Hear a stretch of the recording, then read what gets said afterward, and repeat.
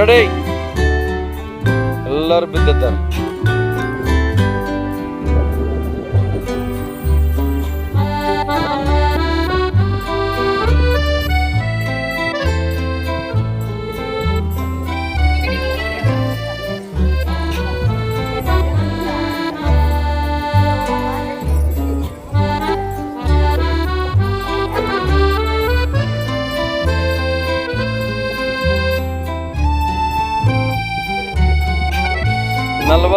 ಎರಡು ಅಡಿ ಎತ್ತರ ಇರತಕ್ಕಂಥ ಏಕಸಲ ಗೊಮ್ಮಟ, ಕಾರ್ಕಳದಲ್ಲಿರ್ತಕ್ಕಂಥ ಗೊಮ್ಮಟವನ್ನು ನಾವೀಗ ವೀಕ್ಷಣೆ ಮಾಡಿ ಉಡುಪಿ ಶ್ರೀ ಕೃಷ್ಣ ಮಠಕ್ಕೆ ತೆರಳುತ್ತಾ ಇದ್ದೇವೆ.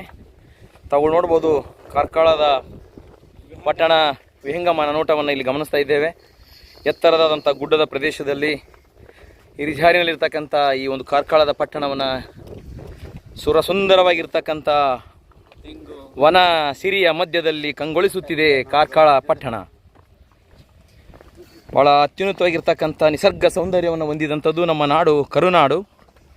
ಆ ಕಪ್ಪು ಮಣ್ಣಿನ ನಾಡಿನಲ್ಲಿ ಬೆಳೆದಂಥ ಹಚ್ಚ ಹಸಿರಿನ ಕಂಗೊಳಿಸುವಂತಹ ಈ ಕರಾವಳಿ ಭಾಗವನ್ನು ನಾವು ಕಂಗೊಳಿಸುವಂತೆ ನೋಡಿದಾಗ ಇಲ್ಲಿರ್ತಕ್ಕಂಥ ವನಸಿರಿ ಸಂಪತ್ತಿನ ಬಗ್ಗೆ ನಮಗೆ ಗೊತ್ತಾಗ್ತದೆ. ಹಾಗಾಗಿ ಈ ಕರ್ನಾಟಕ ದರ್ಶನದಲ್ಲಿ ಕರಾವಳಿ ಪ್ರದೇಶವನ್ನು ನಮ್ಮ ಮಕ್ಕಳಿಗೆ ನಾವೆಲ್ಲ ತೋರಿಸ್ತಾ ಇದ್ದೇವೆ.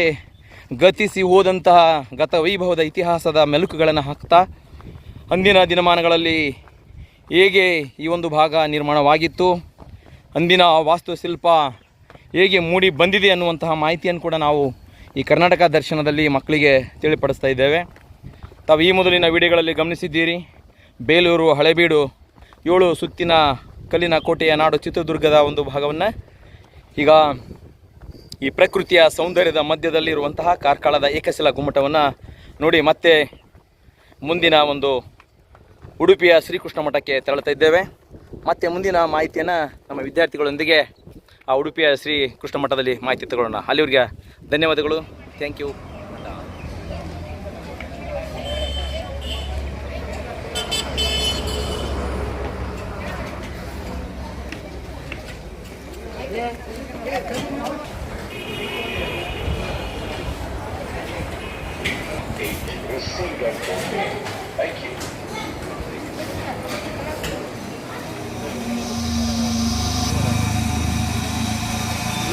ಕಾರ್ಕಳದಲ್ಲಿ ನಾವು ನೋಡ್ತಾ ಇದ್ದೇವೆ ಈಗ ಅಂತರ್ಜಲದಿಂದಲೇ ಕುಡಿಯುವ ನೀರನ್ನು ಬಳಕೆ ಮಾಡ್ತಕ್ಕಂಥ ಬಾವಿ, ಕೊಳವೆ ಬಾವಿ ಏನಿದೆ, ಅಂದಿನ ಕಾಲದಲ್ಲಿ ತೋಡಿ ಅಂತರ್ಜಲವನ್ನು ಪಡೆದು ಅದೇ ನೀರನ್ನು ಮೋಟ್ರ್ ಮೂಲಕವಾಗಿ ಮೇಲೆತ್ತಿ ಇವತ್ತು ಬಳಸ್ತಕ್ಕಂಥದ್ದನ್ನು ನಾವು ಈಗಲೂ ಕಾಣ್ತಾ ಇದ್ದೇವೆ.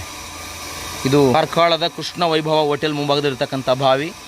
ಸದಾ 365 ದಿನ ಕೂಡ ನೀರು ಬತ್ತದೆ, ನಿರಂತರವಾಗಿ ಅಂತರ್ಜಲದ ಮೂಲಕ ನೀರು ಬಳಸ್ತಕ್ಕಂಥ ಒಂದು ಅಂದಿನ ಕಾಲದಲ್ಲಿ ಏನಿತ್ತು ಬಳಕೆ, ಅದು ಈಗಲೂ ಕೂಡ ನಿರಂತರವಾಗಿ ನೋಡಿ ಬಂದ ನಂತರ ಮಕ್ಕಳು ಈ ಒಂದು ಕೃಷ್ಣ ವೈಭವ ಹೋಟೆಲ್ನಲ್ಲಿ ಊಟ ಮಾಡ್ತಾ ಇದ್ದಾರೆ.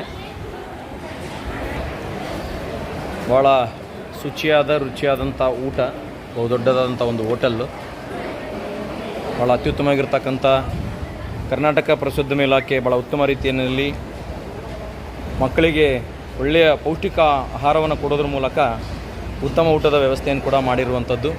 ಈ ಕರ್ನಾಟಕ ದರ್ಶನದಲ್ಲಿ ಕರ್ನಾಟಕದ ದರ್ಶನ ಮಾಡೋದ್ರ ಜೊತೆಗೆ ಉತ್ತಮ ಹೋಟೆಲ್ಗಳ ಮೂಲಕ ಊಟವನ್ನು ಕೂಡ ಮಾಡ್ತಕ್ಕಂಥದ್ದನ್ನು ಕೂಡ ವ್ಯವಸ್ಥೆ ಮಾಡಿದ್ದಾರೆ.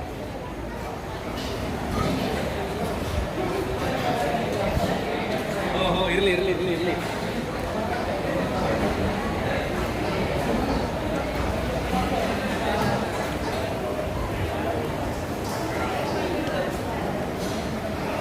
ಮಾಡಿ ಮಾಡಿ ಭರ್ಜರಿ